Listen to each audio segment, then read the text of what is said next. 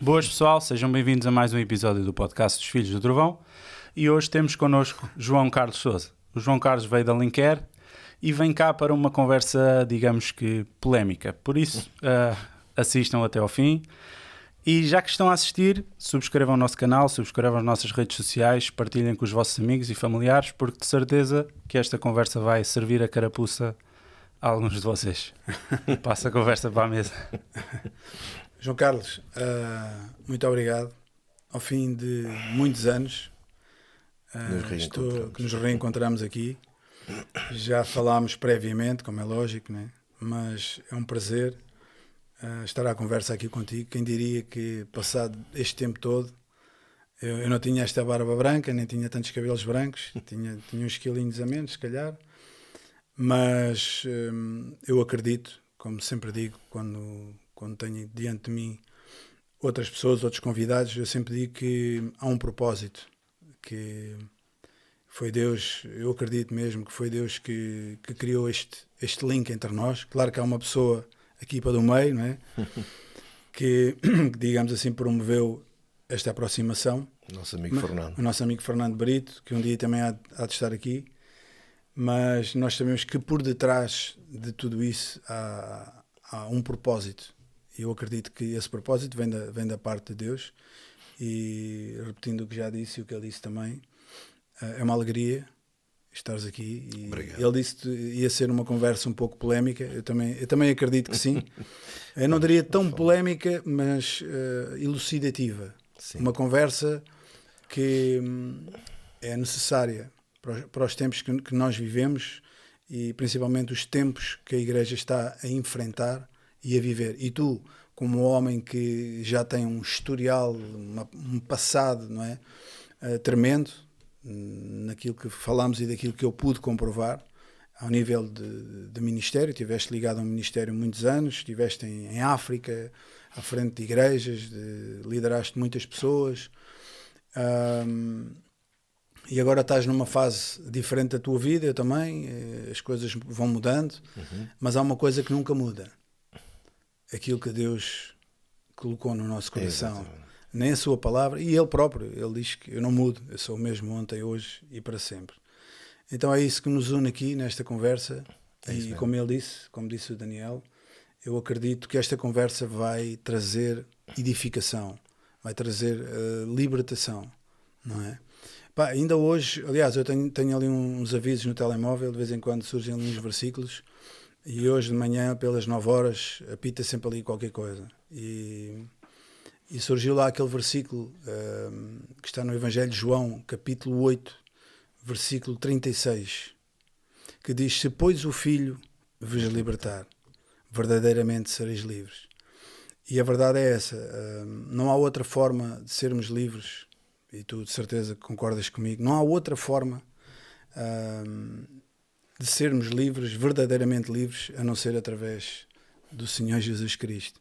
E é Ele que nos liberta, foi Ele que nos libertou, mas sabemos também, eu posso comprovar isso no contacto, e tu também de certeza, com muitas pessoas que vamos falando, de que há muitas pessoas que julgam viver nesse estado de liberdade, né? Porque nós podemos até, não é o caso, podemos até estar encarcerados, mas somos livres. A nossa identidade, a nossa, digamos, a nossa realidade é uma realidade de liberdade. No entanto, há outras pessoas que podem até julgar que estão livres e podem dizer, não, eu sou livre, eu faço o que eu quero e tal, mas na realidade essa pessoa não é verdadeiramente livre, não é? E eu acredito que este episódio vai trazer muita libertação no sentido de conhecimento, porque o Senhor também diz lá em Oseias, não é? Que o meu povo, ele parece por falta de conhecimento. Eu já vou passar a palavra para ti, tu é que és o convidado, mas eu às vezes, até na área profissional, às vezes deparo-me com pessoas que realmente eles são melhores do que eu, e isso não é mau, reconhecer isso, ou um músico que toca mais do que eu, mas no fundo, claro que ele tem um dom e um talento, mas há uma coisa que ele tem de certeza a mais que eu, é conhecimento. Ele tem conhecimentos que eu não carrego, ele sabe coisas que eu ainda não sei. E o Senhor, quando diz isso, certamente é uma realidade. As pessoas são enganadas, as pessoas perecem, o povo tem perecido, porque o povo não tem conhecimento, não é? O povo não conhece a Bíblia, o povo não se dedica à leitura da Bíblia. Esta é que é a grande realidade. Eu já falei isto aqui tantas vezes, mas é uma constatação. As pessoas, com tanta tradução que há da Bíblia, com tantos aplicativos que há nos telemóveis, mas se calhar nunca se leu tão pouco a Bíblia como se lê hoje. Não é? Pronto, é uma realidade. Mas adiante. Eu não sei se tu previamente queres dizer alguma coisa. Eu sei que não foi fácil estás aqui hoje, vires até aqui. Não foi. És um homem muito ocupado, não é? Não foi isto, os fins. É sempre tudo a correr, mas pronto. Tu estavas aí a dizer da nossa liberdade que temos em Cristo e do encarceramento. É verdade. Às vezes faz lembrar aquele macaco que é retirado à jaula para o libertar na selva e ele não sai dali porque sente a necessidade de voltar a ter as barras da jaula à volta dele. E estamos a viver esses tempos também.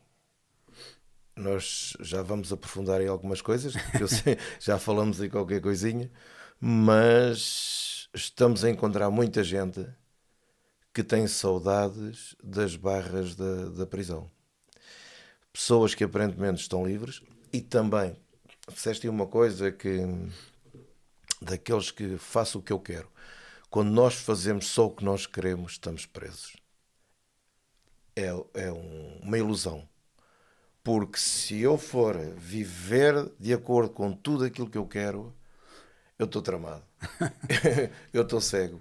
Porque, como é óbvio, há coisas que o meu eu, vai puxar para onde não está Cristo. De certeza. E não é o Cristo religioso. Não é o Cristo que nós conhecemos pelos Evangelhos, o do que temos de informação nas narrativas dos Evangelhos e todas as profecias que nós temos do Velho Testamento que apontam para Cristo. É esse Messias, é esse Cristo, é esse ungido, que a palavra Cristo não é um apelido, mas é todo o significado que carrega, e é esse significado que nos pertence. Se eu for querer viver só a minha vida, eu vou perdê-la. Não foi o que Jesus disse. Então daí também ser uma falsa liberdade, que não é. O que é falso, não é a verdadeira liberdade. Então eu sou verdadeiramente livre, mas no processo, no decurso da vida. Não é? Quando eu chego à noite e começo a pensar, não devia ter pensado isto, não devia ter falado isto. Tomei esta atitude, se calhar não foi a melhor. Não é? Mas se calhar foi aquilo que eu quis pensar, foi aquilo que eu quis dizer, foi a atitude que eu quis tomar, independentemente das consequências. E nós passamos por isso. E aí também, quando nós nos acalmamos, nós percebemos que o Espírito Santo depois dá-nos uma cotoveladazinha, como diz os nossos irmãos brasileiros, dá uma cutucada, não é? E nós percebemos que ainda a liberdade está a acontecer. Pronto, isto a nível individual. A nível coletivo, eu agora passo-te a bola outra vez, que é para tu mandares a bola para campo. É inevitável que nós tínhamos que falar sobre a igreja. Aliás, quando falei contigo previamente, até falei acerca daquela ilustração que havia antigamente, não sei se te recordas disso, nos jornais. Sim, das diferenças. Aquelas diferenças. Normalmente era a última página do jornal e tinha dois retângulos com duas imagens. E aparentemente, assim à primeira vista, elas pareciam idênticas. Mas o título era Descubra as diferenças. Não é? E eu pelo menos fazia aquilo, tentava descobrir. Não é? Algumas eram muito difíceis. Estava lá ou faltava um dedo na mão, ou uma orelha que era maior, pronto. E tu assinalavas as diferenças. E a grande questão que todos nós devemos, tu falaste aí nessa consciência que o Espírito Santo nos traz, não é? Olha, não estiveste bem aqui, não devias ter feito isto, não devias ter falado aquilo, mas também é inevitável que tenhamos também buscar essa consciência das diferenças em relação àquilo que, ou aquele padrão, aquele modelo de igreja que nós lemos no relato de Lucas lá no livro de Atos, não é? Porque é o início, é a chamada igreja primitiva, sabes isto melhor que eu, mas se nós colocarmos essa ilustração, descubra as diferenças, não é? Porque é uma leitura que nós todos devíamos fazer, não é? Claro que muita coisa mudou, hoje tomamos mais banho do que eles tomavam naquela altura, temos água canalizada, muita coisa mudou, não é? Mas até que ponto, e isto vai ligar aqui com a pergunta, entre aspas, que eu te vou colocar a seguir, mas até que ponto a igreja se desviou desse modelo inicial, dessa estrutura, digamos assim, que foi criada. E tu falaste no Espírito Santo, é uma das coisas, já lemos o livro de Atos várias vezes, mas uma das coisas que é notória, eu já disse isto aqui uma vez ou outra, Lucas, ou alguém que foi Lucas, o Ato dos Apóstolos, mas se fosse permitido a mim, isto não é uma heresia, mas se me fosse permitido colocar um título, eu colocaria Atos do Espírito Santo, porque é inegável que o Espírito Santo é um interveniente fundamental. Eles dependiam totalmente, homens sem letra, homens que não tinham estudos nenhuns de nada, pessoas comuns, sem estrutura académica. Mas uma coisa a gente vê ali, eles são totalmente dependentes do Espírito de Deus. Vai para aqui, vai para ali. Vemos a história ainda hoje pensava nisso, Filipe, que é transladado. Nunca se fala disto. Filipe foi transladado. A gente vê isto nos filmes de ficção. Já acontecia lá. Mas eles dependiam de... E hoje é outra das grandes diferenças. A igreja, não, isto é a minha opinião pessoal, a igreja não está a depender do Espírito Santo de Deus. Porque a igreja foi feita ou foi criada para depender do Espírito de Deus. Não é? Porque foi isso que o Senhor Jesus disse aos discípulos. Vocês vão ter um ajudador, o Paracletos. Não é?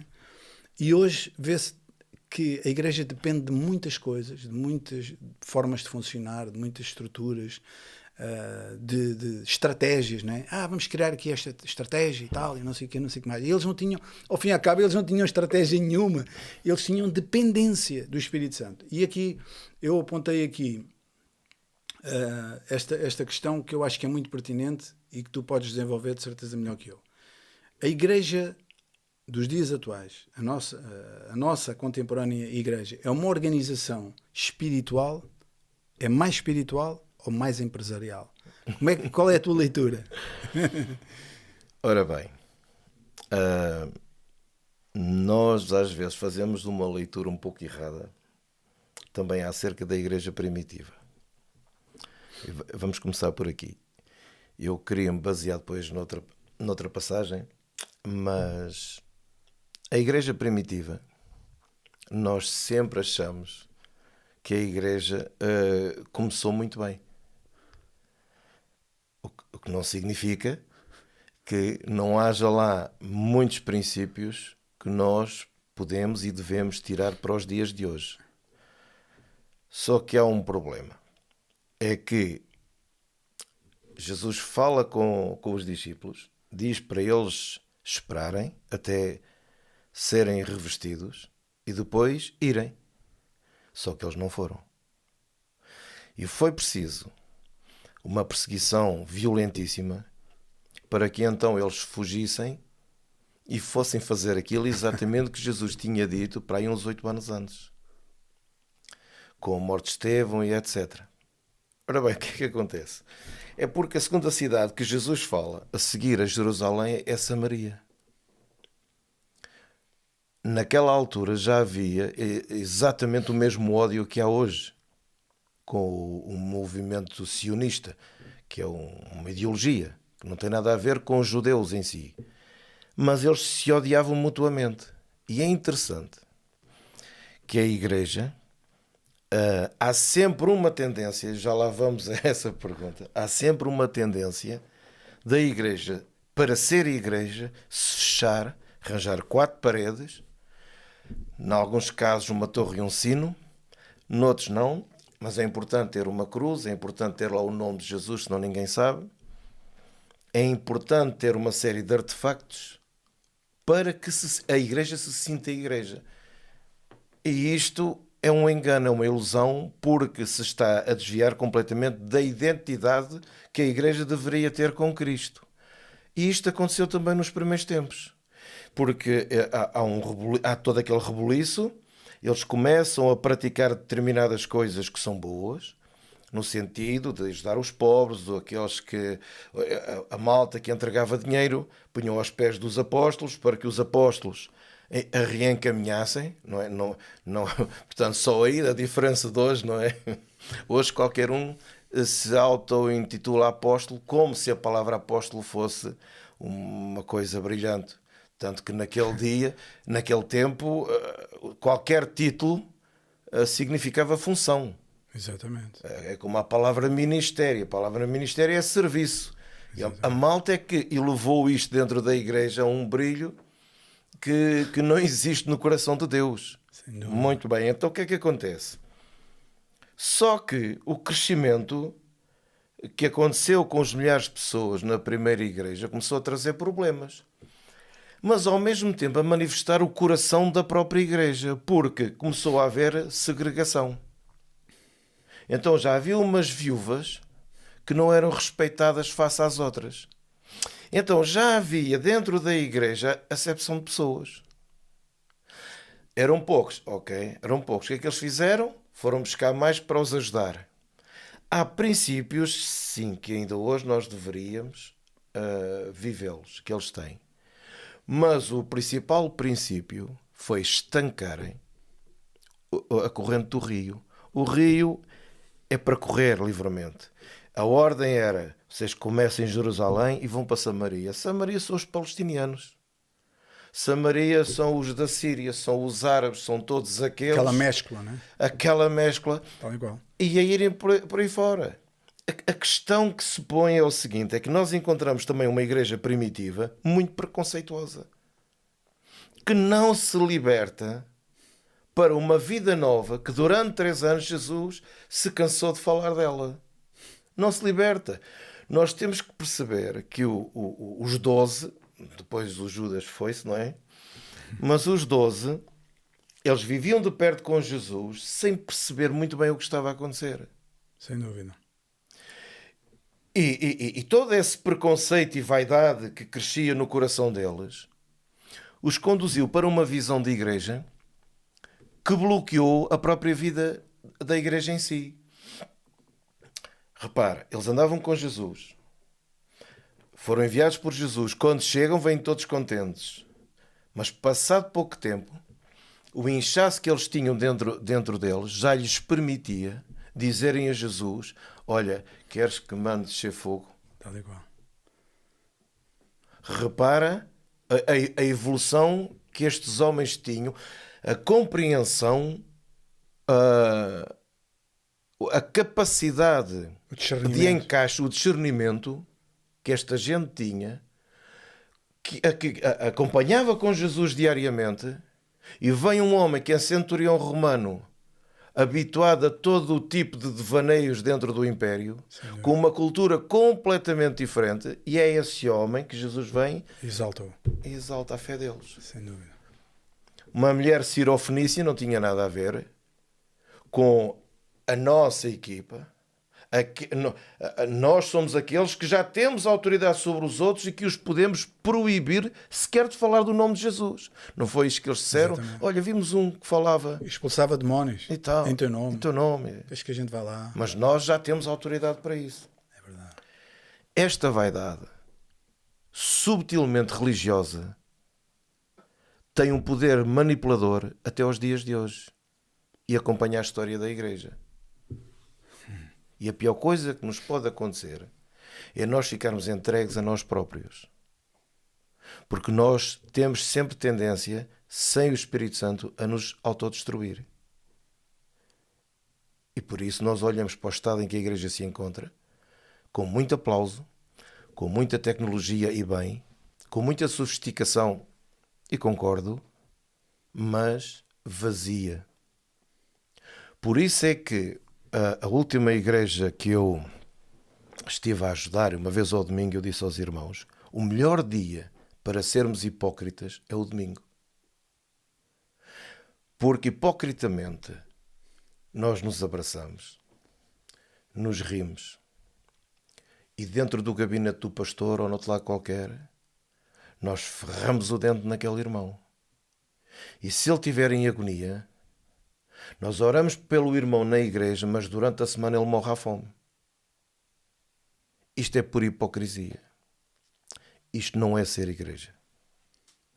Então, o que é que acontece? Nós vemos que a igreja se vai desenvolvendo entre mortes e perseguições, mas vai crescendo. O Espírito de Deus se move e no quarto século temos a normalização, com o Constantino, o imperador, a fazer do cristianismo a religião oficial do Império. O que é que acontece?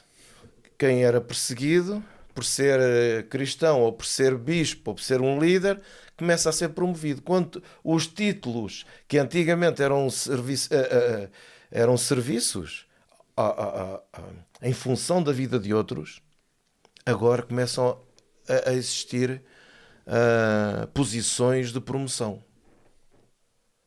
E isto nunca mais parou.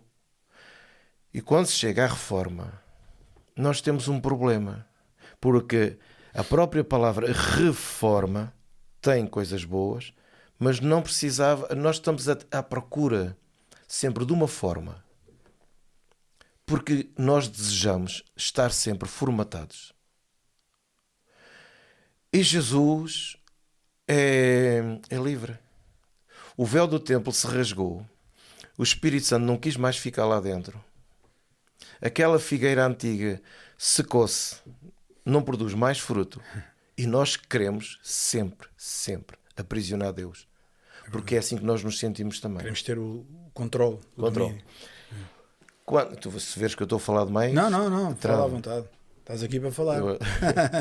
Quando Jesus vai fazer aquela célebre pergunta, aquelas perguntas aos discípulos, o que é que dizem os homens que eu sou? E vocês o que é que dizem? Ele está em Cesareia de Filipe, numa zona muito, muito idólatra, com muito paganismo, com muito lixo dessa natureza. Mas não há, nem nunca houve em Jesus aquela sensação de impureza que ele tivesse que estar sempre a purificar-se, agarrado àqueles ritos. E nós vemos isso quando ele toca o leproso, a mulher que estava, enfim, que estava impura, a miúda que estava morta. Jesus nunca teve problemas dessa natureza de ter que se purificar, nunca teve. E ele está num sítio altamente idólatra. E Jesus não tem as comichões que nós temos hoje. Estas comichões de santidade, santarranice que nós temos hoje, em que se entrarmos dentro de uma igreja católica ou de um templo, uma coisa qualquer, que aquilo nos vai afetar. Nós estamos sempre com medo dessas situações, porque isso também, pelo sim, pelo não, sempre dá um aspecto espiritual. E Jesus não se incomodou. E há uma mensagem que é de extrema, para mim, de extrema importância ali. Porque os discípulos começam a dizer, olha, uns dizem que é João Batista, outros dizem que é Elias. Bem, tinha que sempre haver alguém que tivesse morrido e que ele agora estava ali. Ok, então e vocês, aqueles que estão perto? E esta ainda é a pergunta que se põe hoje. Aqueles que estão perto, vocês, eu quero saber o que é que vocês dizem que eu sou. Todos calam, falam o mais lingarudo. Mas Jesus confirma que foi uma revelação. Tu és o Cristo, o Filho do Deus vivo. Ora bem, então Jesus traz a seguinte conversa, que tu és Pedro, não é? Referindo-se a Pedro, e depois há aqui este trocadilho. Sobre esta pedra, e aqui infelizmente ainda há muita gente que pensa que Jesus estava a referir a Pedro, quando o próprio Pedro, na primeira epístola, ele diz: chegai-vos para ele pedra, que é a pedra angular, que é a pedra que também serve de fundamento. O Pedro compreendeu muito bem o que é que Jesus estava a falar. E nós hoje não queremos compreender isso. Nós sempre achamos que aquilo que Jesus diz a seguir, que são ferramentas para nós podermos manipular a bel prazer. E deixa-me explicar isto melhor. Jesus diz assim: sobre esta pedra edificarei a minha igreja. Quando tu fazes a pergunta acerca da igreja, quando eu vou falar da reforma, estou a percorrer aqui uns séculos, quando eu estou... Não tem que ser, a igreja não tem que ser reformada, a igreja só tem que ser igreja. A igreja tem que viver a sua identidade. E a identidade da igreja está enquanto ela é mais parecida com Jesus. Nós sabemos que tudo isto é um processo.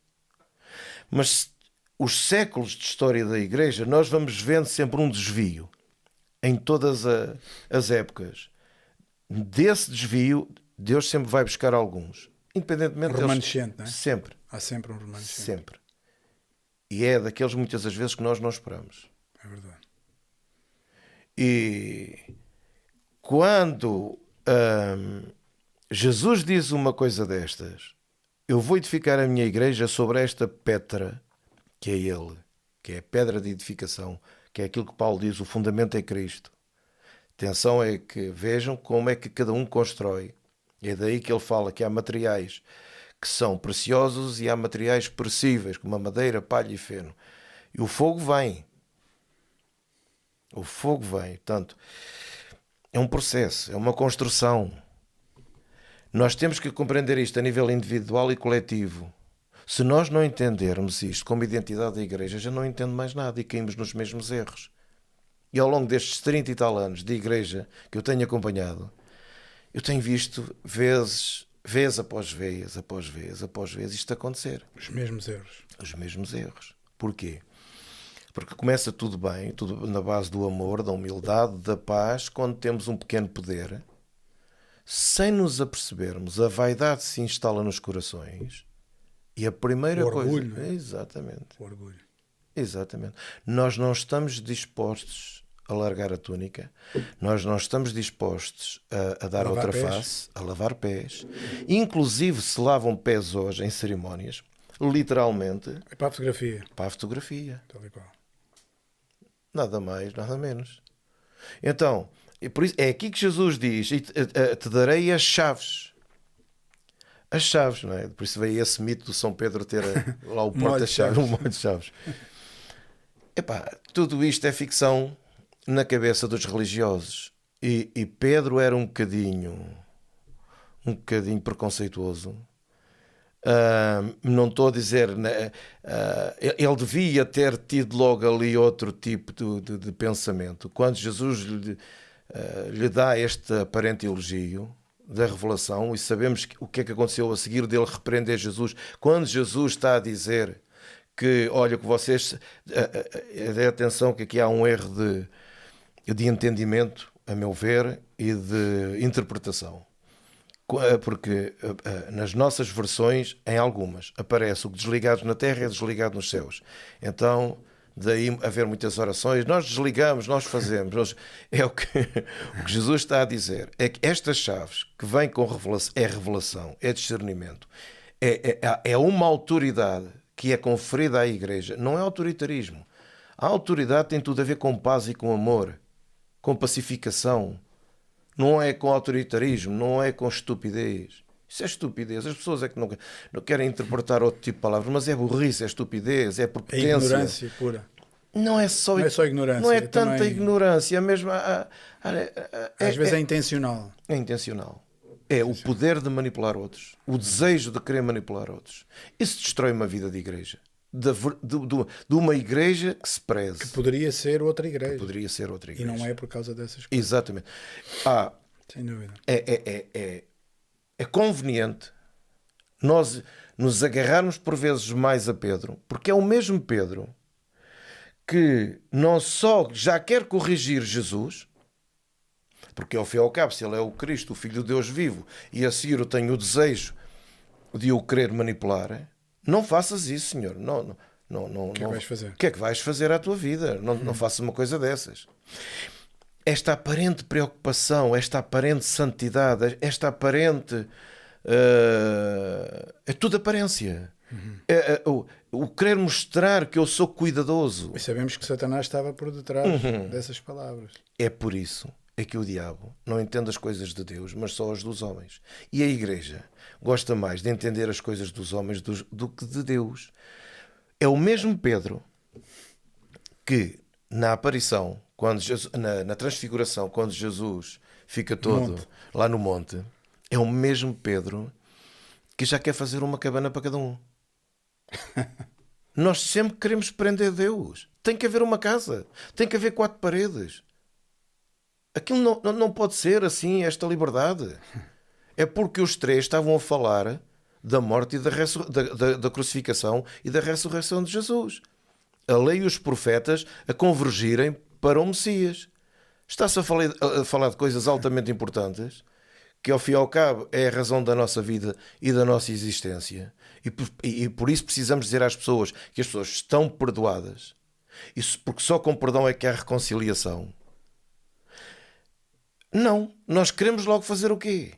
Seguir Pedro, arranjar uma casa, prender seja o que for, e dali nós não dizemos isto que fica feio, mas dali sai a nossa subsistência e o nosso negócio. Há uma igreja que eu percebi que não estava aí muito bem. E eu tentei saber a opinião das pessoas à volta acerca daquela igreja. E era a pior possível. Ninguém andava ali com vidas moralmente deploráveis. Não é nada disso. Mas aquela igreja, a começar pelo pastor, tinha fama de ser um ninho de que escovilhice. É a fama que a igreja tem. A comunidade A comunidade em si. Okay. E tem razão nisso. É muito complicado quando nós queremos apostar numa imagem que não corresponde com a essência. Isso é complicadíssimo. Porque não há árvore boa. Tem que bater certo. Tem que bater certo. O fruto tem que vir de acordo com a árvore. Sem dúvida. Nós temos, eu salvaguardo sempre isto.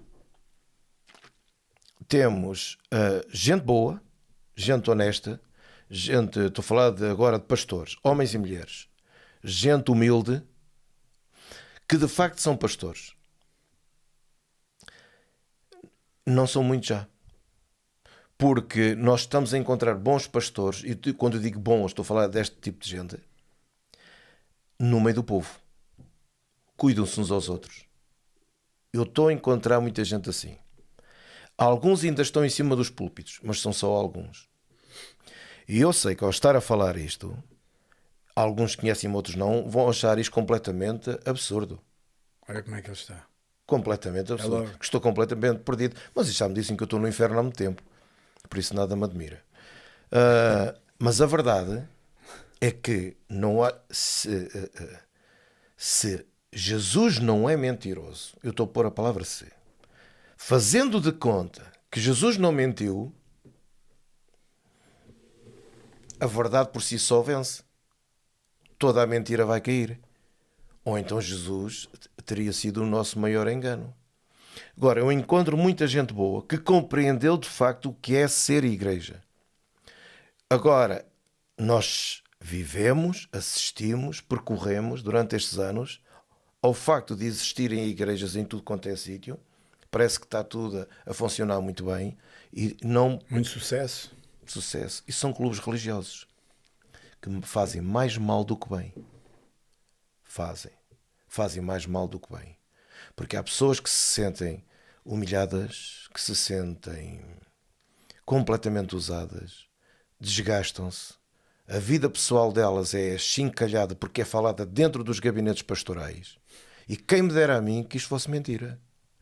E a vida das pessoas são destruídas ali. E perdeu-se aquela sensação de cidade de refúgio que havia antigamente dentro da igreja. E o que é que nós encontramos nas redes sociais? Os pastores, para reforçarem o seu autoritarismo, não é autoridade, o seu autoritarismo, fazem posts dos desigrejados, do que Hebreus diz para procurarmos a igreja, para não fazer como os outros. Só que esses mesmos pastores esquecem-se que naquele tempo a igreja era mesmo um refúgio. Era um refúgio político, era um refúgio de alimentação, era um refúgio para todo o propósito que existia para sarar vidas. Não é isto que nós hoje encontramos. Então, isto de uma forma muito resumida.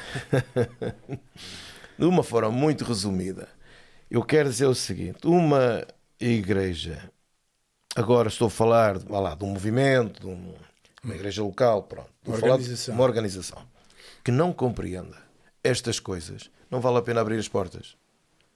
Não vale a pena, porque vai fazer mais mal do que bem. Como é que nós abrimos a igreja nos dias de culto, ou metemos lá alguém toda a semana para mostrar que a igreja tem lá alguém? Está a funcionar. Está a funcionar. Se os bairros mais pobres das cidades, das vilas, das aldeias, as pessoas que estão em maior necessidade não nos conhecem. Nós estamos sempre à espera que eles chegam. Que eles entrem na igreja. Que eles entrem na igreja. Faz mais número. Preenche as cadeiras. E sempre vem o número de ofertas também aumenta. Mas esquecemos de lá ir. E tem ainda uma agravante. É mesmo quando eles vão à igreja e que cheiram mal, não podem estar ao pé de nós. Mas isto acontece. E eles esquecem-se que é Jesus que está ali. Porque quando Jesus diz: quando destes de comer, quando destes de beber, a mim fizestes. Nós esquecemos-nos de que sairmos das portas da igreja e irmos a quem de facto precisa. É verdade. Nós esquecemos de que Jesus está ali. São os pequeninos. Agora fizeste-me lembrar, não vou citar isso, mas fizeste-me lembrar daquela passagem que Jesus fala do bom samaritano. Passou o sacerdote. Eles, na verdade, não podiam tocar nos mortos. Mas é interessante que Jesus tocava em tudo. É verdade. Estes puritanos, e ainda a reforma. Sabes que alguns dos reformadores foram homens bons, ou outros supostamente bons. Alguns deles, que eram perseguidos e a fugir da morte, mais tarde tornaram-se perseguidores e dando ordem para matar também. A caça às bruxas sempre aconteceu. Sempre. Quer no meio católico, quer no meio evangélico. Estou a falar só do cristianismo. Aliás, nem Jesus veio fundar cristianismo nenhum. É verdade. Nem Jesus é evangélico, nem é católico, não é muçulmano. Jesus não é propriedade de ninguém. E a verdade é que nós sempre temos este falso puritanismo. Nós não mexemos. Nós não queremos sujar as mãos. É preferível enviar outros. É preferível estarmos na nossa comunidade sossegadinho ao domingo, termos pedintes à porta, fingir que eles não estão lá, não socorrer, ignorar. Esse setor. Os irmãos habituaram-se a ir à igreja, a praticar as rotinas todas, os mecanismos todos que lhes dá uma falsa segurança de salvação, quando ainda não entenderam que a salvação está em nós deixarmos de ser nós mesmos, sair do nosso egoísmo. E por vezes temos saído da nossa zona de conforto. Nós temos que ter essa coragem. Nós temos que perceber que se cá no prédio temos mais vizinhos e que temos gente a sofrer, mas que ignoramos. Nós somos santos ao domingo, aos dias de culto. Nós falamos de oração nos púlpitos, mas não oramos. Não temos comunhão com Deus. Não há quebrantamento. Não há quebrantamento. Não há.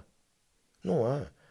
Porque senão nós não veríamos a carrada de vaidade que temos aí a ver. As coisas... Não há humildade. Quando Jesus não há frutos disso. Não há frutos. Quando não Jesus está a falar bem-aventurados os humildes, bem-aventurados os mansos, os equilibrados, os pacificadores. Jesus está a transportar para aqueles que o estão a ouvir o seu próprio coração. Porque é Ele quem diz: venham a mim, recebam o meu jugo, quer dizer, o meu método de ensino, recebam aquilo que eu quero passar para vocês, que sou manso e humilde de coração. Como é que Jesus diz que é manso e humilde e encontramos tanta vaidade, tanta arrogância, tanta altivez, tanta prepotência? Competição. Mas nós começamos a competição logo nas chamadas escolas dominicais, nas igrejas infantis.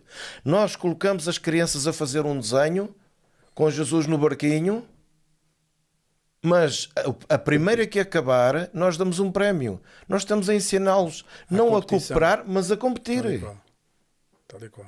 Nós não fomos criados para a competição. Por isso temos músicos a competir em cima do púlpito. Quem toca melhor, quem tem melhores músicas. Temos pastores a ver quem é aquele que prega melhor. Olha, ainda bem que falaste nisso, eu estava aqui, tudo vai. É para se veres que eu estou a falar mal. Não. Se estiveres a falar demais, eu digo qualquer coisa, ou eles ali. Mas agora fizeste-me lembrar aqui esta passagem, quando os filhos de Zebedeu, ainda há pouco falaste deles. Aliás, o título do nosso podcast assenta exatamente os filhos do trovão. Quando eles pedem para fazer descer o fogo do céu. Mas há aqui uma outra passagem que também conhece, e as pessoas provavelmente não conhecerão, quando a mãe deles vai interceder, lá está a tal questão também. Vê só a cabecinha desta gente. O que é que eles já estavam naquela altura, e tu disseste, e muito bem, que eles não tinham realmente a consciência nem o discernimento de quem estava diante deles. Mas eles vêm com esta pergunta, porque isto já mostra que eles criam uma posição, aquilo que tu estavas aqui a falar, e a mãe diz que faz com que cada um dos meus filhos se sente, ela diz aqui, diz que os meus 2 filhos se assentem, um à tua direita e outro à tua esquerda no teu reino. E depois Jesus, a gente sabe que diz que eles não poderão beber o meu cálice, e depois ele diz, na verdade bebereis o meu cálice, mas o assentar-se à minha direita ou à minha esquerda não me pertence dá-lo, mas é para aqueles que o meu pai o tem preparado. Mas depois, aqui é que está, digamos, o cerne dessa questão que tu falaste agora da competição, das posições, das pessoas quererem por eminência e não sei o quê. E depois diz assim, Jesus a ensinar como é que nós temos que nos comportar, aqueles que tu disseste, sermos cada vez mais parecidos com Jesus. E quando os 10 ouviram isto, indignaram-se contra os 2 irmãos. Os outros já estavam a dizer, já estão-nos a passar a perna. Mais ou menos assim. Atenção a isto. Então Jesus, chamando-os para junto de si, disse, bem sabeis que pelos príncipes dos gentios, os que desconhecem a Deus, ou seja, aqueles que não conhecem a Deus, comportam-se assim, são estes dominados e que os grandes exercem autoridade sobre eles. Depois ele diz, isto aqui é tremendo, mas é daqueles versículos que ninguém fala mais. Não será assim entre vós, mas todo aquele que quiser entre vós fazer-se grande, seja vosso serviçal. E qualquer que entre vós quiser ser o primeiro, seja vosso servo. Bem como o Filho do Homem não veio para ser servido, mas para servir e para dar a sua vida em resgate de muitos. Jesus está aqui a dizer qual é o formato. Meus amigos, esqueçam, vocês não são gentios, vocês conhecem a Deus. Então eu vou-vos dizer como é que vocês têm que se organizar. Vocês querem ser grandes? Então sejam os mais pequenos. Os gentios exercem domínio. Nós devíamos ser os primeiros. E não é isto que está a acontecer. acontecer. Devíamos ser os primeiros. Quem faz parte de uma organização, agora a puxar aqui a brasa à nossa sardinha evangélica, deveríamos ser os primeiros. Não era a Câmara, não são as juntas de freguesia.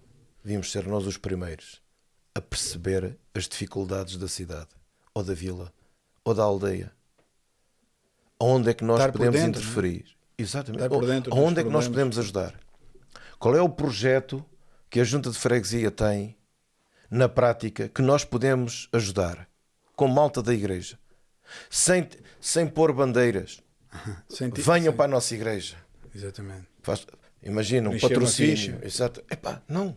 Exatamente. Sem esse interesse. Sair das portas da igreja. Exatamente. Onde é que nós podemos... Deixa-me só interromper. Eu acho que estavas a falar isso e eu acho que, imagina, do ponto de vista de uma pessoa que não é crente, ver uma igreja a patrocinar uma iniciativa boa, sem essa, se calhar, contrapartida do tipo, venha para a nossa igreja, se calhar até ficava mais bem visto perante a sociedade, não é? Para alcançar as pessoas, do que do que Exatamente. fazer Com uma esse espécie, interesse. uma espécie de Dos rótulos. marketing. Exatamente. Se fosse uma cena genuína, uma coisa genuína, tipo, esta igreja patrocina, pá, mas não, Não tem Ok, interesse não tem interesse. por trás. Exatamente. Está interessado só na pessoa. Exatamente. se calhar até alcançava mais, Exatamente. mais a população da É reconhecido. E é o propósito da igreja. Exatamente. É o propósito da igreja. Nós é que perdemos o propósito. O que é que nos serve ter salas grandes cheias e depois não haver mais nada? Ou então lá se lembram no Natal darem um cabaz. Um cabaz. Até os outros dias. Até onde é que está o cabazes. propósito? Onde é que há a continuidade e criar condições? Pá, vou dar aqui outro exemplo. Escolas de música que se abrem dentro das igrejas. Onde é que é uma escola de música? E não estou a dizer que não haja. Porque pode haver. Dentro da igreja, aberta à população, aos bairros mais pobres, tirar aquelas crianças dos ambientes que eles estão. Não é para a igreja, não é para lhe dar com rezas na cabeça. É para os... Para os ensinar e para mostrar Para os a eles preparar. que há um outro futuro. Exatamente. Para os tirar das O que é que drogas. acontece? Vamos abrir uma escola de música na igreja? Vamos, sim senhora. A primeira coisa que faz é estabelecer o preço das aulas. Como é que nós podemos ir ajudar os mais pobres se eles não têm dinheiro para comprar os medicamentos todos? Não Como é que têm vão pagar dinheiro. uma prestação? Então, estamos aonde? Então onde é que nós somos igreja? Mas Vou tudo ser o que aqui, vou ser aqui um fazemos bocadinho é para polémico. faturar. Exato. E se for preciso, as pessoas que dão as aulas não recebem nada porque estão a servir a Deus. Exatamente. Sim, e muitas Aí é que vezes está. essas escolas e organizações, isso é outro fator que também ninguém fala nisto, mas é importante falar agora. Essas organizações que de certa forma já se tornaram mais, foi a questão que eu te coloquei, mas no fundo é isso que tu está aí nesse sentido, são mais empresariais do que propriamente espirituais ou humanitárias, porque as pessoas criam uma organização e depois têm outras pessoas a colaborar com eles, que no fundo não são ressarcidos por nada, são voluntários, mas que, digamos que dão mantimento, estás a falar do caso dos músicos, não é? Certo. Se nós formos ao Antigo Testamento, se formos ao Tabernáculo de Davi, não é? Os músicos, aqueles que estavam com ele, e eram muitos, eram centenas, não é? Eles estavam dedicados àquilo e eles eram remunerados. O alimento, eles só estavam focados naquilo. Hoje em dia isso não acontece. Hoje em dia É mão de obra barata. é mão de obra, é verdade, é mão de obra nem alugada, é mão de obra que está ao serviço de uma organização e que a organização beneficia, tem músicos bons, tem as coisas a funcionar, mas que eles não recebem E ainda pagam. zero. E ainda pagam. E às vezes ainda pagam. Sim, E às vezes ainda pagam. Às vezes, se calhar as pessoas estão, mas eles estão ali. Não, nós estamos a falar a realidade das coisas. Mas deixa-me só aqui dar uma pequena deixa sobre um assunto que eu esta semana dei conta. Eu estava a ler aquela passagem do cego que o Senhor cura, aquele cego de nascença, que o Senhor faz lodo e ele depois vai lavar os olhos lá ao tanque de Siloé, não é? Se não estou em erro. E depois vêm logo os fariseus e tal, quiseram comprovar, e porque Jesus curou no sábado, não era suposto. E eles, mas quem é que te curou e tal? Pronto, isto para dizer o quê? Que aquele homem foi expulso da sinagoga. E este hábito, e nós sabemos o que é que estamos a falar, esta história de expulsar pessoas, de segregar pessoas, aquela pessoa agora está proibida de entrar na igreja, aquela pessoa foi expulsa, e nós sabemos do que estamos a falar. Certo. Muitas pessoas que literalmente foram expulsas e outras que meteram guardas, por assim dizer. Não digo guardas porque a Guarda Nacional Republicana é uma instituição muito, muito importante e muito credível no nosso país. Mas vigilantes, pessoas à porta, se vis entrar aquela, olha, não deixe ele entrar e não sei o quê. Mas eu só estou a falar nisto para dizer o quê? Porque há muitas pessoas que evocam a lei dos homens, não é? Às vezes para meter processos neste e no outro, vão buscar as leis. Quando o apóstolo Paulo critica isso. Então vocês vão julgar o irmão nos gentios? Não tem homens sábios entre vocês? Mas pronto. Agora vamos buscar a lei. E eu dei de caras, vê tu isto, eu dei de caras com a lei da liberdade religiosa. Aqueles que nos estão a ouvir, que já passaram por esta situação, que foram expulsos, eu não estou aqui a fazer uma proclamação, nem estou a mandar recados. É assim mesmo. Mas nós no início falámos aqui no conhecimento e no entendimento que as pessoas não têm.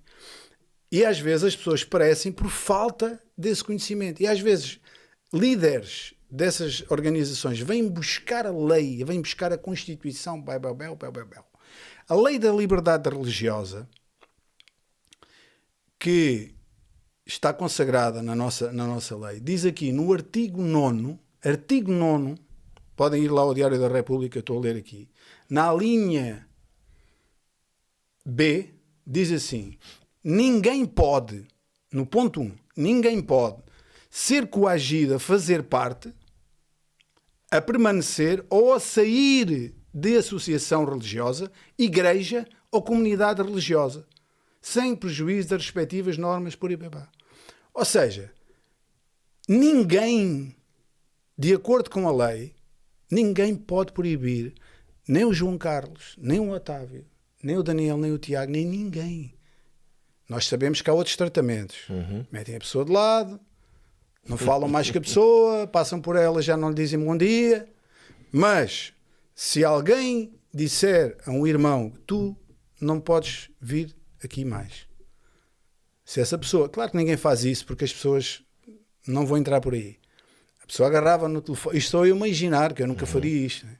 Eu não vou estar num sítio onde não sou desejado, não evidentemente pode, mas eu agarrava no meu telemóvel e ligava para a PSP e agarrava no decreto de lei e dizia: olha, eu tenho aqui um senhor que está a dizer que eu tenho que sair daqui, e a lei portuguesa diz o contrário. Exatamente. Portanto, isto é só para esclarecer aqui que em Portugal, no outro lado, não sei como é que é, mas em Portugal ninguém pode ser proibido de permanecer ou de sair de uma igreja. Pessoal, andamos a ser enganados este tempo todo.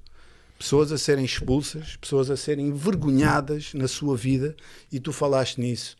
E isso é uma realidade que nós lidamos muito perto. Pessoas destroçadas, porque afeta a pessoa, mas afeta a família da pessoa. A família da pessoa, às tantas, já está nessa comunidade, já não vem mais à casa da pessoa, porque a pessoa já está noutra comunidade. Pois. Isso é segregação.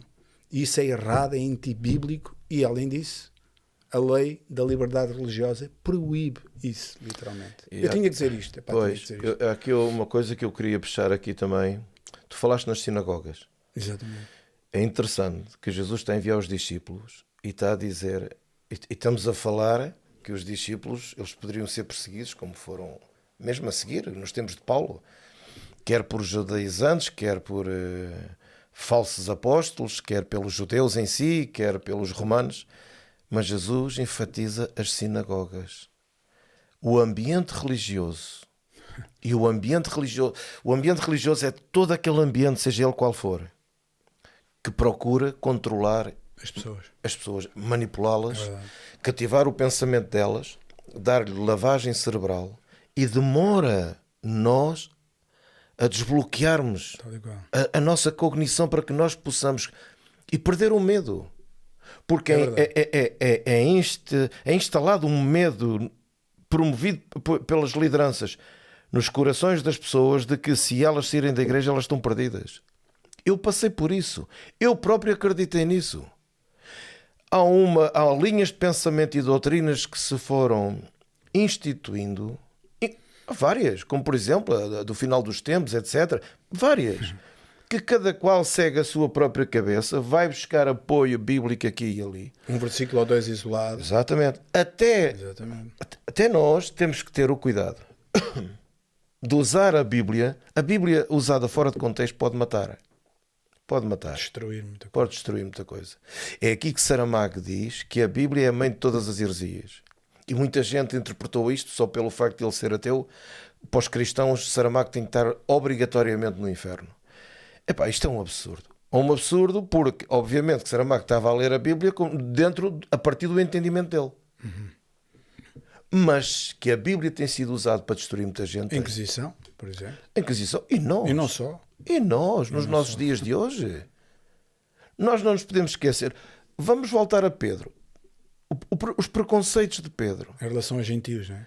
em relação aos gentios, mas a forma como Pedro dançava, ele tanto dançava para o lado dos judeus como para o lado dos gentios. Contava que os judeus era uma coisa. Exatamente, porque ele profere aquele discurso todo. E o Paulo depois vai lá. Tem uma proeminência dentro da igreja, mas não nos podemos esquecer que eles não se tinham desligado do templo. Tanto que eles iam ao templo, depois ensinavam nas casas, mas ainda iam ao templo. Para Pedro é difícil o desligar. Por isso é que ele está a orar e o centurião envia aqueles homens.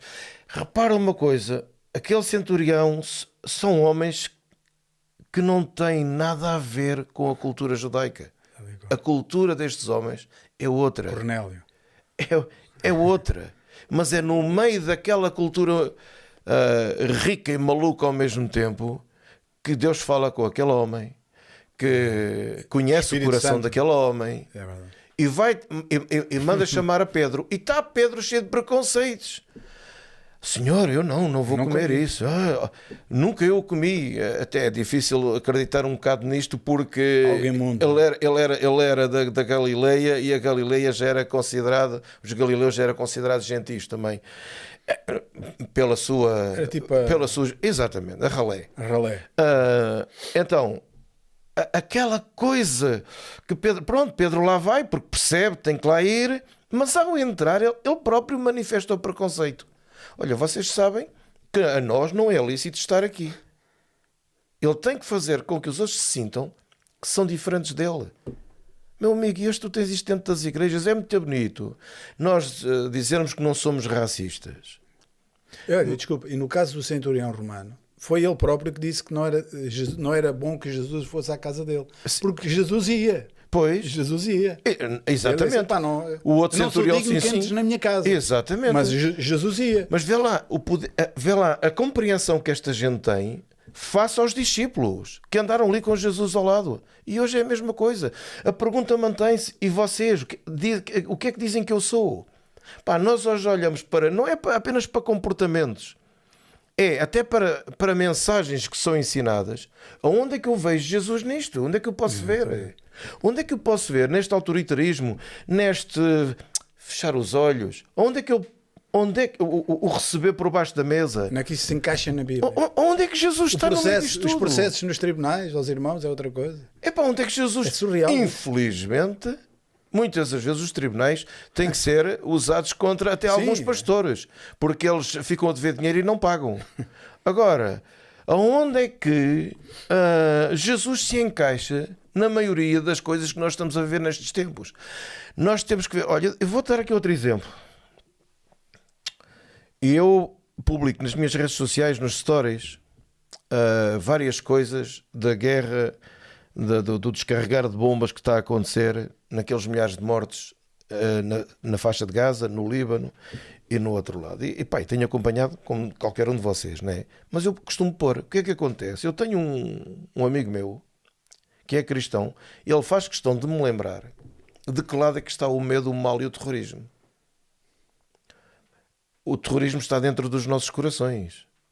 Qualquer um pode provocar medo no outro. Então manda-me fotografias de crianças fardadas com aquelas roupas com umas faixas verdes e com uma metralhadora na mão. Ele está-me a querer mostrar a mim. O facto daquelas bombas estarem a cair tem a ver com isso. É a ignorância, é falta de conhecimento, porque desde os tempos mais antigos, crianças são usadas na guerra pela maldade dos adultos. É triste eu assistir a determinado tipo de apoios para tu veres que tipo de igreja afinal é que nós somos. No outro dia, um soldado israelita, brasileiro, mas da ascendência judaica, foi-se alistar e foi combater. E estava para entrar no Líbano e pediu oração nas redes sociais.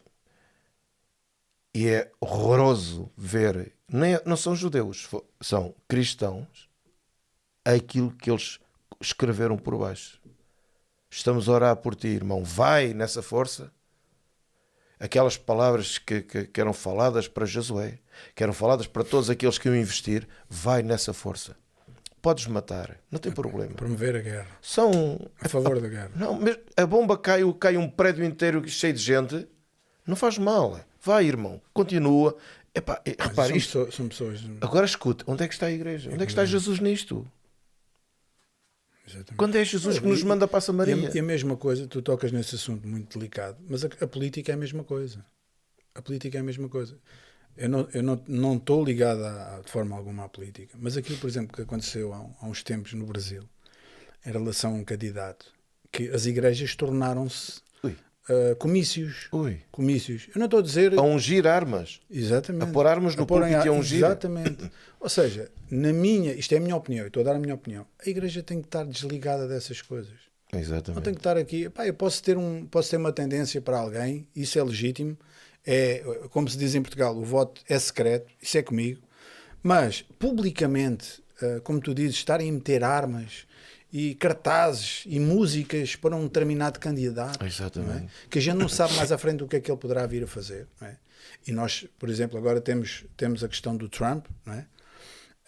Muito recentemente foi eleito e a gente também vê ele a apelar, não é? naquele romantismo que todos os candidatos gostam de usar, não é? As massas e tal, também sou cristão, isto e aquilo, não sei o que mais, mas já tinha acontecido o mesmo quando foi do Bush, que também era cristão, e passado uns meses foi estourar com o Iraque e matou milhares, se não milhões de pessoas, sem um pretexto para nada. Nem né? se sabe ao certo. Exatamente, mas era um cristão. Tudo arquitetura. Eu acho, pá, isto é a minha opinião, eu pouco ligo, não ligo, vejo uma coisa ou outra. Mas tu sabes que aquilo que tu estás a dizer é reprovável, até aqui, cristãos, em muitos cristãos, é reprovável. Muita gente não aceita aquilo que tu estás a dizer. Pronto, mas isso é o direito deles. Só porque os americanos metem a mãozinha na Bíblia, Exatamente. Aquilo está tudo santificado, podem destruir o que quiserem no mundo. Tudo, eles são os bons. Eles são os do bem, são sempre os do bem. Exatamente. Por isso eles classificam, como tu falaste do Bush, o eixo do mal. Há um eixo do mal. E eles é que decidem quem que é mau, quem é que é bom.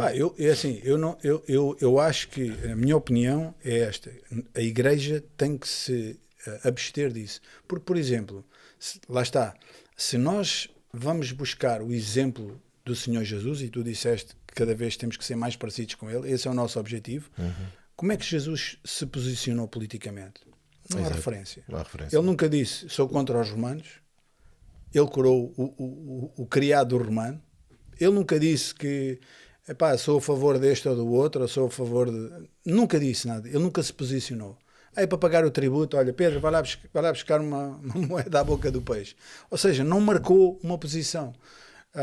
E aliás, é isso que eu creio ao ler as Escrituras, pelos relatos dos discípulos, eles até achavam, e Pedro provavelmente seria um deles, que achava que Jesus seria o tal, porque eles ansiavam, eles estavam, digamos, desejosos do Messias, não é?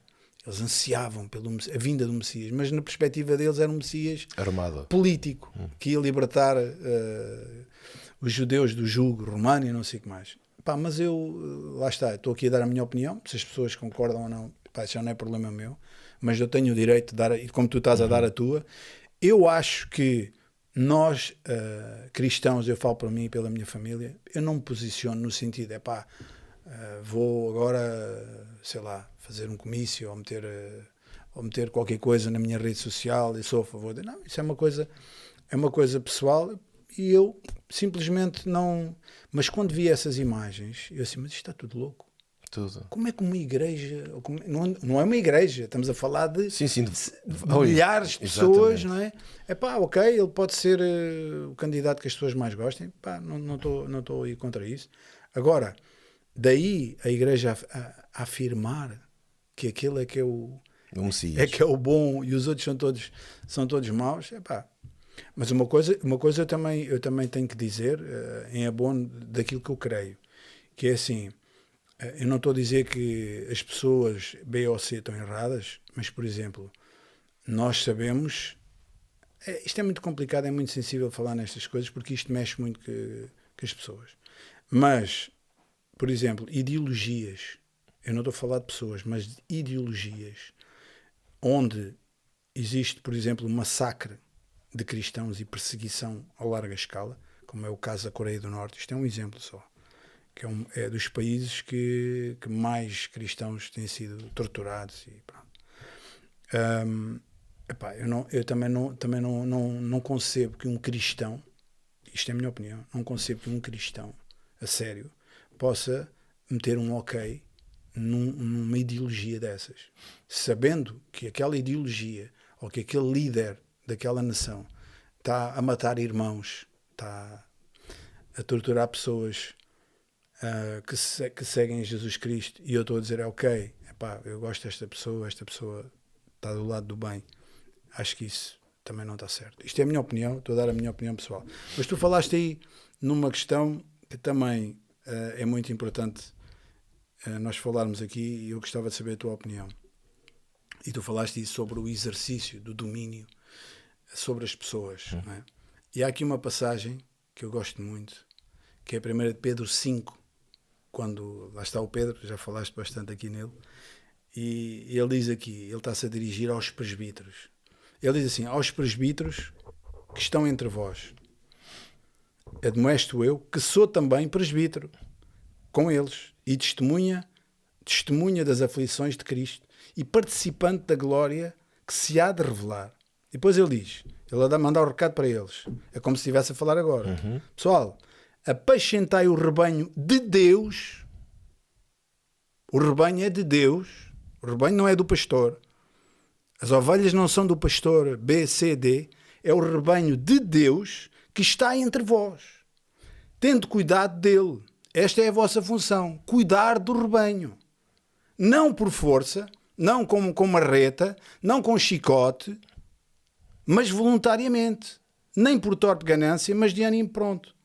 E depois diz no versículo 3, nem como tendo domínio sobre a herança de Deus, mas servindo de exemplo ao rebanho. E a grande, digamos, tragédia no meio disto tudo é que deviam ser exemplo, e não são todos, graças a Deus que há muita gente boa, como tu dizes, e eu conheço muitos já passaram por aqui, não servem de exemplo e querem exercer domínio sobre a herança de Deus. Olha. Estás a ver? Isto é uma tragédia. Mas sabes uma coisa? Mas isso é lido. Não se fala muito, e quando se fala é de uma forma superficial, mas normalmente... Mas tu vês isto a acontecer? Todo o pastor manipulador, estou a falar do pastor em si, pastora, seja lá o que for, que é manipulador, ele nunca vai dizer que é manipulador. Ele nunca vai dizer que é manipulador. É um servo de Deus. Ele vai investir. Onde é que ele vai investir? Ele vai procurar investir numa melhor imagem possível. Quanto mais forte, mais vincada for a aparência, mais credível se torna. E os incautos vão na conversa. Porquê? Porque é impossível alguém estar a manipular com aquela aparência de santidade, aparência de piedade, com aquela voz suave, aquele aspecto doce da pessoa abraça. E eu vi muito disso. Vi aqueles que não estavam nem aí, eram brutos numa porta e iam, mas também vi esses. Muito doces. Queridos, doces, fofinhos. E diziam, não, as ovelhas são do Senhor. Também vi isso. Mas depois, todas as políticas que são instaladas dentro da igreja têm o propósito de manter a pessoa presa. A indução que 2 ou 3 palavras que saem daquela boca daquele pastor com aspecto doce, o poder da indução que entra dentro das pessoas, a pessoa, se não tiver a coragem por ela mesma, como é discípulo de Jesus, vamos ver o que é que Jesus diz, essa indução pode levar a pessoa à desgraça. É através dessa indução que muitos foram à falência financeira, que deram tudo. Que, inclusive, criaram empréstimos, pediram empréstimos para levar o dinheiro para a igreja e depois ficaram entalados até às orelhas. Falências, não é? Falências. Eu conheço algumas. Falências. Estamos a falar de coisas sérias, não é? Coisas muito sérias. Sem dúvida. E depois, quando nós começamos a falar sobre estas coisas, e faço sempre a ressalva, não são todos assim. Graças a Deus dúvida, não são todos sem assim. dúvida. Mas quem se sente vem puxar do currículo. Sou pastor há tantos anos, tenho este curso, sou doutor, ou sou engenheiro, mas estou a exercer, agora sou pastor, mas os diplomas todos na parede. E tu metes Jesus nisso, a ver se ele se encaixa. Mete Jesus lá a ver se ele se encaixa. Não se encaixa. Não se encaixa. Onde é que Jesus entraria hoje? Pelo facto de nós termos muito barulho dentro da igreja e estar tudo muito bonito, nós achamos que Deus está ali a aplaudir.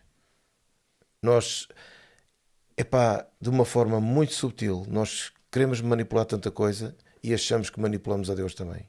E tudo funciona bem. Mas não é assim. Apocalipse diz que a grande Babilónia é tão forte que até tem o poder de fazer comércio de homens. Os homens hoje se vendem por tudo. Falta-lhes convicções. E sabes porque é que falta convicções? Porque falta humildade. Porque quem de facto é humilde, as convicções crescem dentro dele. Ninguém pode ser movido por uma forte convicção da pessoa de Cristo, ter a coragem de olhar para Jesus e filtrar até a Bíblia, porque há coisas que não se pode aplicar nos dias de hoje. Não se pode. Eu acho que Paulo, nos dias de hoje, haveria coisas que ele não escreveria, ou escreveria de outra forma. Por exemplo, a mulher esteja calada dentro da igreja. Então, eu vi um irmão que acreditava exatamente que a mulher não devia falar, mas a mulher dele pregava. E ele fazia questão que ela fosse ao púlpito pregar. E quando um dia eu o confrontei, com jeitinho, até foi com jeitinho, ele levantou os pés, porque eu estava a confrontá-lo. Mas há a questão do véu, outras questões de regras e de normas. Há coisas que não são para ser aplicadas como sendo palavra de Deus. Deem a interpretação que quiserem dar, mas há coisas que nós temos que filtrar por aquilo que Jesus fala. Pela forma como Jesus, isso ficará para outra ocasião. Mas pela forma como Jesus trouxe revelação, se manifestou, é ali que nós temos que focar os olhos. Foi isto que o Pai disse: este é o meu filho amado, a ele ouvi, a ele Exatamente. ouvi, e é ele que nós precisamos de ouvir. E podem vir esta gente toda com os galões que eles tiverem, o gabarito todo o seu currículo. Nós precisamos de nos humilhar. Exatamente. E precisamos de começar a abraçar de facto as ovelhas, de fazer aquilo que tu leste, que Pedro dizia: os pastores têm que cheirar a ovelha. Os pastores têm que conhecer os bairros com maior necessidade dentro dos sítios onde têm as suas igrejas. E parar a gestão da sua igreja como se fosse uma empresa. Isto é abominável, porque isto vai impedir com que a obra, na verdade, se faça. E quando irmãos dentro da sua igreja começam por eles mesmos a fazer alguma coisa, eles são criticados. Porquê? Porque parece que não está debaixo do domínio dele. É a mesma atitude que João teve. Nós vimos um homem que expulsava demónios em teu nome e nós lhe proibimos. Nós continuamos a fazer a mesma coisa. Como se eles tivessem a patente. A patente do Evangelho. A patente. Isto não pode ser. Mas a responsabilidade aumenta. Aqui. Malaquias diz que Deus a falar para Malaquias que é usado para colher dízimos. Coitado de Malaquias. Em que Deus diz: a quem me dera que houvesse alguém que fechasse as portas do templo. E há cultos que cheiram mal. Já cheirava naquela altura, está lá, Malaquias. E onde Deus diz que por todo o mundo se fazem ofertas e se queimam incenso em honra ao seu nome. Nós sempre achamos que a igreja está dentro, mas a igreja está fora. A igreja está fora. Jesus veio segundo a ordem de Melquisedeque. Veio neste espírito de rebeldia ao poder instituído. rebeldia ao poder instituído, em obediência ao Pai.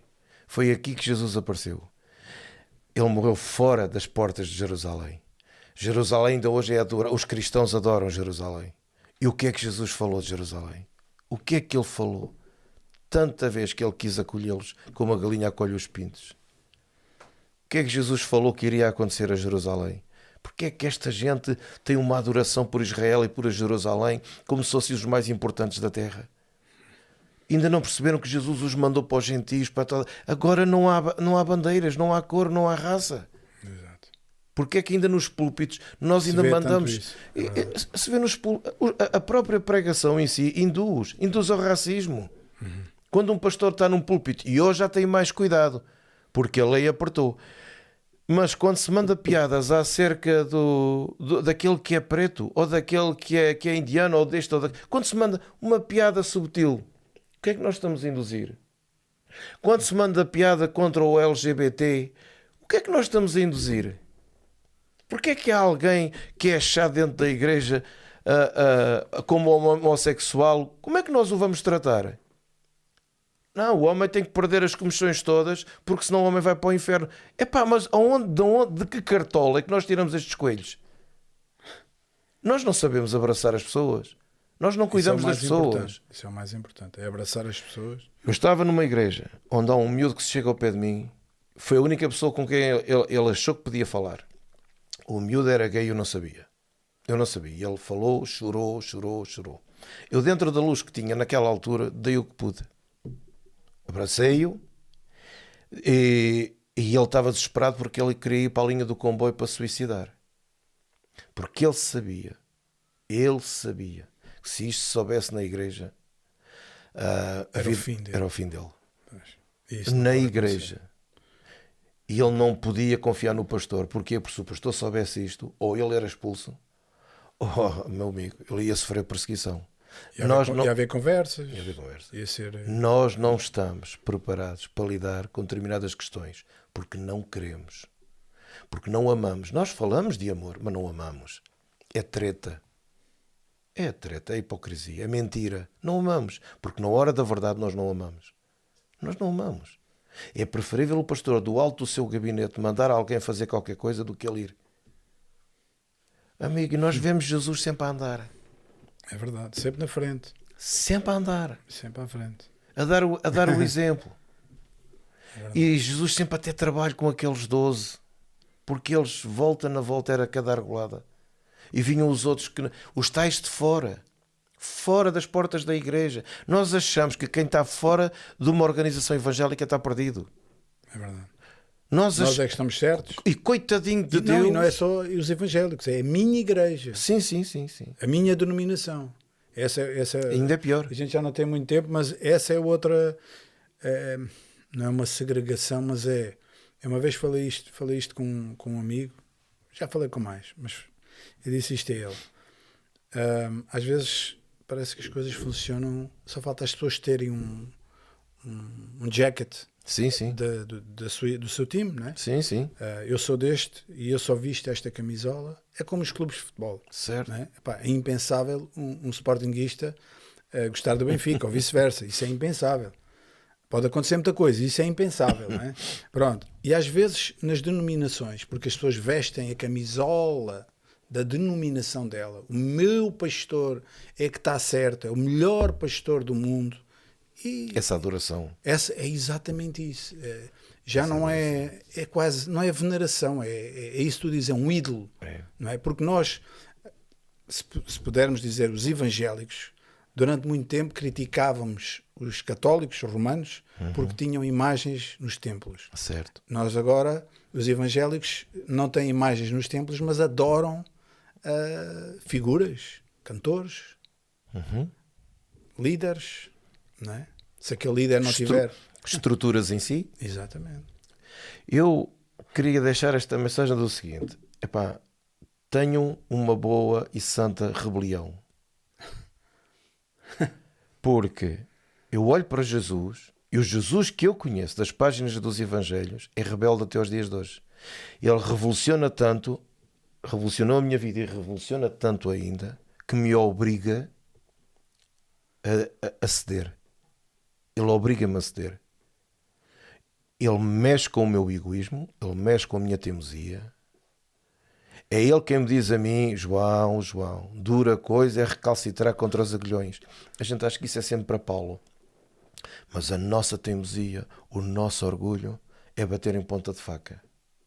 Ele continua a mexer comigo até aos dias de hoje. É ele quem diz: segue-me. Sou manso e humilde de coração. É isto que a gente precisa de ver. E vocês que estão dentro de uma organização, seja ela qual for, façam como a Madre Teresa de Calcutá, que nunca ambicionou nada, seguiu a vidinha dela, e quem me dera poder ter vivido a riqueza que ela viveu em favor dos outros. Em Angola, nós fomos distribuir comida a uma aldeia de leprosos. E eu, muito corajoso,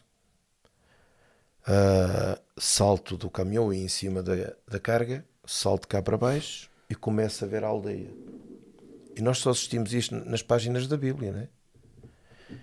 E estamos a ver velhos, homens, crianças, só com bocados do corpo e outros. Vocês podem imaginar. Pá, e aquilo chocou-me tanto que eu tive de voltar as costas e fui chorar. E vejo uma freira polaca a tratar deles como enfermeira, um por um. Conhecia o nome deles todos. E eu fui lá vê-la, cheguei-me ao pé dela, eu a ver o carinho com que ela estava a tratar aquela gente. Entendes? Nós encontramos igreja. O trigo foi espalhado pelo mundo inteiro. Nós achamos que ser trigo tem que ser da igreja. Tem que ter um nome de cristão. Mas tu encontras boa semente em toda a parte do mundo. E nós não podemos ter apenas aquela mentalidade. Nós temos a mentalidade de ir para servir, mas temos que perceber que Deus já chegou primeiro que nós. Tem lá gente que pratica as coisas deles à maneira deles, mas cuja consciência. Tu tens ateus a serem usados por Deus. Eu quero deixar aqui uma recomendação do Leandro Carnal, que é um professor de História brasileiro. Procurem nas redes sociais. O homem está a dar aulas de Bíblia e é ateu, declarado. Eu gostaria de ouvir alguns pastores ensinar aquilo que ele está a ensinar, em vez de abrir a boca e dizer os disparates que diz. Nós estamos a ver aquilo que Jesus disse: se os filhos se calarem, as pedras clamarão. Nós estamos a ver que aquilo que parece inerte está a ter vida e está a falar. Quando eu ouvi da boca de um pastor a dizer que sabia que Deus o tinha chamado para pastor porque ele tinha dom de palavra, como é que alguém com uma idade avançada pode dizer isto aos seus irmãos? Acredita? Como é que é possível nós não termos a decência de perceber que Deus pôs um burro a falar para como é que se chama? Balão. Deus pôs um burro a falar. E alguém sabe que vai ser pastor porque tem dom de palavra. As pedras clamarão. Nós temos que perceber que nós conhecemos a Deus na pessoa de Jesus. Eu sei como é que Deus é, como meu Pai, porque eu olho para Jesus. Quem vê a mim vê o Pai. Eu consigo perceber isso. E eu tenho que aonde é que eu me vou encaixar? Esta é a minha responsabilidade.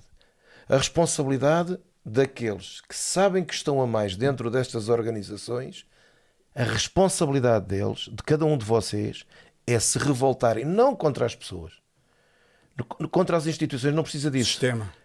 Exatamente. Mas dentro de vocês, façam vocês a obra. Saiam das vossas casas. Saiam das casas. Vão ajudar quem precisa. Nós tínhamos uma senhora que ela abrigava dentro da casa dela mães solteiras. E o marido tinha dinheiro, ela tinha dinheiro e ela usava o dinheiro que o marido lhe dava para matar a fome de angolanos que vinham, que depois de repente eram-lhes retiradas as propinas, as bolsas, e ela alimentava aquela gente toda. Pá, vem à sua mão e pode fazer, faça. Não esteja à espera do pastor. Exatamente. É o que eu desejo e é o que eu incentivo. Pronto. Pá, João Carlos, estou a ouvir falar e eu acho que esta passagem aqui vai ao encontro exatamente do que tu acabaste de dizer. Aqui nas cartas às igrejas, quando o Senhor Jesus se dirige à igreja de Esmirna, que era a igreja mais pobre. Né? Já lá estive em Izmir, agora é Izmir, ali na Turquia. E ele disse assim: e ao anjo da igreja que está em Esmirna escreve: isto diz o primeiro e o último que foi morto e reviveu. Eu sei as tuas obras e tribulação e pobreza. Esta palavra às vezes nem podia ser usada em determinadas situações. Mas tu és rico. Ou seja, e depois diz: e a blasfémia dos que se dizem judeus e não o são, mas estão na sinagoga de Satanás. Ou seja, a igreja mais pobre de todas, ele diz, ele constata a tribulação e a pobreza, mas ele diz: tu és rico. Ou seja, vai ao encontro exatamente do que tu estás a dizer, que aquilo que aparentemente aos olhos dos homens pode parecer uma realidade, pode não ser a realidade de Deus. E é isso que é importante. E depois, na última carta, que é a igreja de Laodiceia, que é a mais rica. E ele diz, e ao anjo da igreja que está em Laodiceia escreve isto: diz o Amém, a testemunha fiel, o Senhor Jesus. E depois versículo 15: eu sei as tuas obras, isto está em Apocalipse 2 e 3. Eu sei as tuas obras, que nem és frio nem quente, oxalá foras frio ou quente, assim porque és morno, e não és frio nem quente, vomitar-te-ei da minha boca. Indiferença. Tu és indiferente. Estás no teu conceito. Como dizes, rico sou, e estou enriquecido, e de nada tenho falta, e não sabes. Ou seja, Jesus está a dizer: tu achas que és rico, tu achas que tens sucesso e não tens falta de nada, mas eu estou-te a dizer que tu és um desgraçado, és miserável, pobre, cego e nu. Aconselho-te que de mim compres ouro. E por aí adiante, provado no fogo e por aí fora. Ou seja, no fundo, eu acho que esta passagem ilustra um pouco. Tu terias muita coisa para deixar aqui, falar aqui, mas, ao fim de contas, o que é que interessa? É nós estarmos a agradar ao homem, ou realmente estarmos a agradar ao Senhor? Porque estas duas realidades, não é? Elas são aplicadas a alguém. Alguém que se julga pobre. Eu sou pobre, sofro tribulação, toda a gente me persegue, estou preso, estou encarcerado. E Jesus diz: tu és rico. Para mim, no meu conceito, tu és rico. E o outro que acha que exatamente o contrário, que eu sou maior, eu sou a estrela do universo. Mas não quer conhecer as tuas dores. Exatamente. Não quer. Mas se tu levares um envelope chorudo e o entregares na mão, ele fica todo contente e dá-te um abraço. Pois. Era bom que eu tivesse a mentir, não era? Era bom, amigo. João Carlos, eu agradeço muito a tua vinda, e eu tenho a certeza que o Daniel disse logo no início que ia ser um episódio bem... Eu acho que a palavra que tu usaste aí foi a rebelião, não diria, mas uma revolução.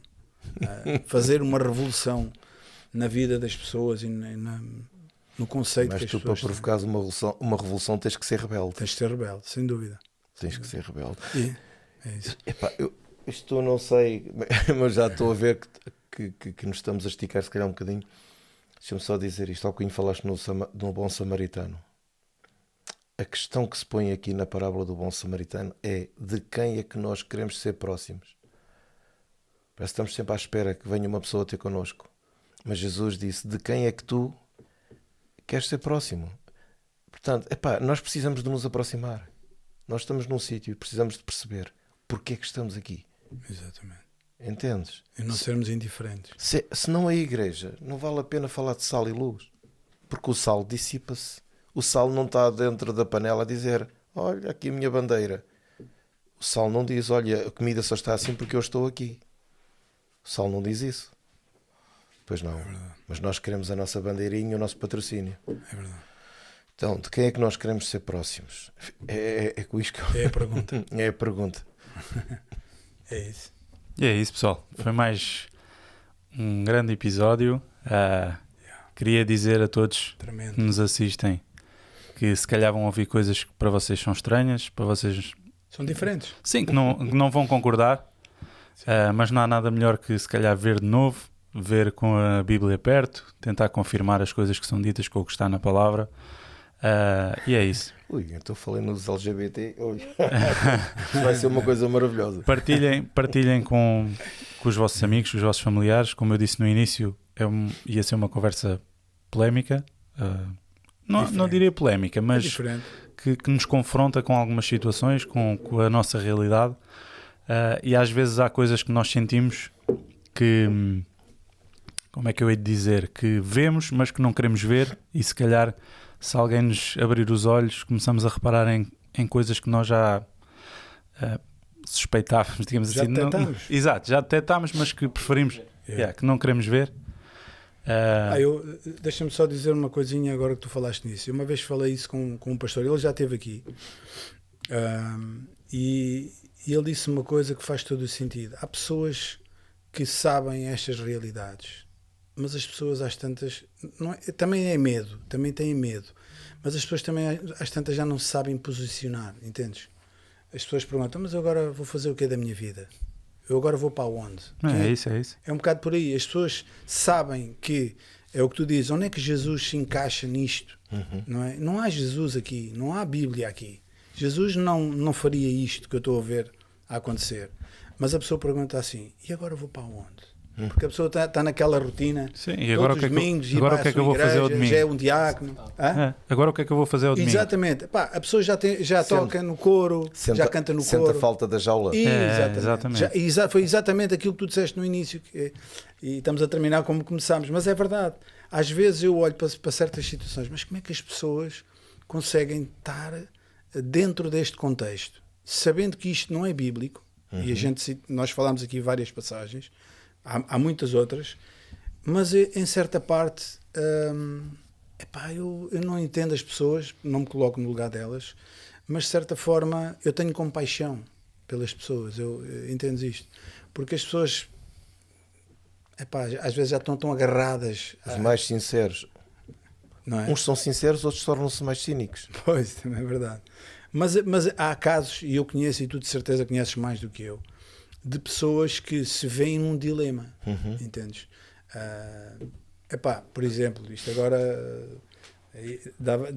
vamos mesmo ter que terminar, já me estão ali a fazer sinal, mas é verdade. Há pessoas que me dizem, Otávio, mas eu sei que está errado, eu não concordo. Há pessoas que dizem, eu não concordo. Eu sei, mas se não concordas, o que é que estás a fazer numa situação dessas? Mas a pessoa, mas eu vou para onde? Vou fazer o quê? É um bocado por aí. Mas pronto, temos que fechar aqui o episódio. Okay. João Carlos, muito obrigado pela tua participação. Okay. E glória a Deus pela tua vida e por tudo o que aí vem. Pronto, vamos ver o que é que Deus vai fazer, não é? É verdade. Até precisa calma. E é isso, pessoal. Obrigado. Sigam as nossas redes sociais, a Conversa do Costume. Subscrevam o YouTube, o TikTok, Spotify, Amazon Music. E é isso.